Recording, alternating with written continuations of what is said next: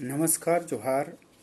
मैं doctor Saligram Mishra, model college Seraikela Kharsawan के हिंदी विभाग में सहायक प्राध्यापक हूँ। आज मैं राम सीता संवाद पर चर्चा कर रहा हूँ। इस व्याख्यान से हिंदी प्रतिष्ठा 1 सेमेस्टर के छात्र छात्राओं को अध्ययन में लाभ मिलेगा। श्री राम वनगमन हेतु पिता के आज्ञा का अनुकरण करते हुए तैयार हैं। उसी समय अयोध्या की नववधू सीता श्री राम के साथ वनगमन हेतु श्री राम से अनुनय विनय करती है।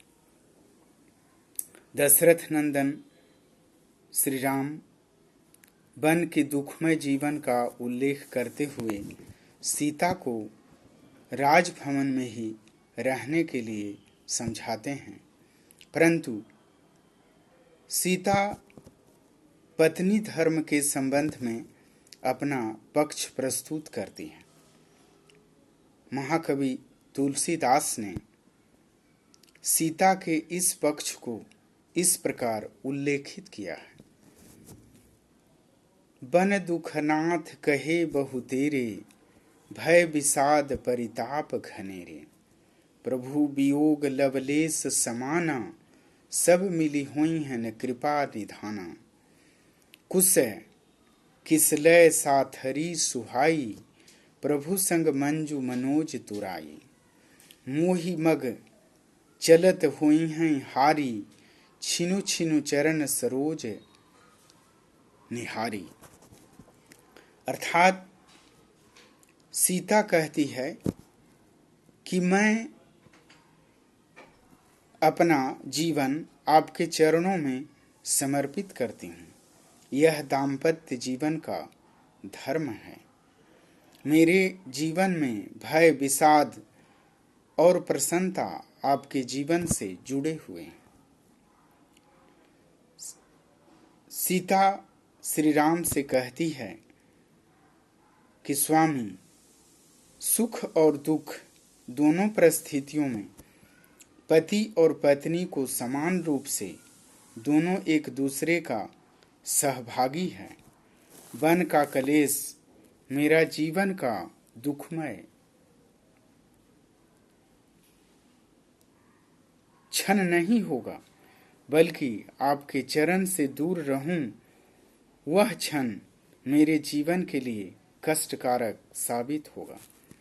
अर्थात कृपा सिंधु श्री राम के अनुगामिनी बनूं तो मेरा जीवन धन्य हो जाएगा। और यही पत्नी का परम धर्म भी है। स्वामी मेरे जीवन के यथार्थ पर विचार करें तथा मुझे वनगमन हेतु अनुमति प्रदान करें। पुनः जनक दुलारी जानकी कहती है कि आप पुत्र धर्म का निर्वहन करते हुए वनवास जा रहे हैं, तो स्वामी मुझे भी पत्नी धर्म का अनुपालन करने दीजिए।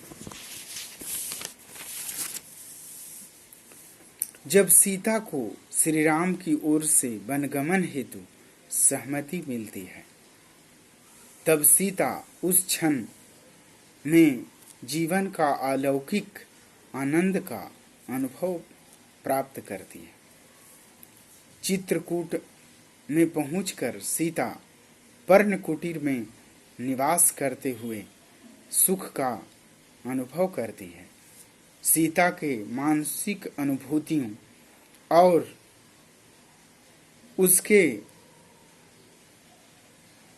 स्वभावों का गोस्वामी तुलसीदास ने इस प्रकार अनुभूतियां व्यक्त किया है। नाह नेह नित बढ़त बिलोकी, हर्षित रहत दिवस जिमि कोकी। सिए मन राम चरण अनुरागा, अवध सहस सम बन प्रिय लागा, पर्ण कुटीर प्रिय प्रियतम संगा, प्रिय परिवार कुरंग विहंगा। अर्थात जनक नंदिनी सीता कहती है कि सुख का रहस्य तो मुझे अब समझ में आ रही है। अयोध्या में क्या मुझे सहयोग और सेवा के इतने अवसर प्राप्त हो सकते थे? नदी के शुद्ध जल में स्नान, नदी से जल भर कर लाना, ईंधन एकत्र करना, कंदमूल फल भोजन के लिए एकत्र करना सीता के जीवन की जीवनचर्या बन गई है।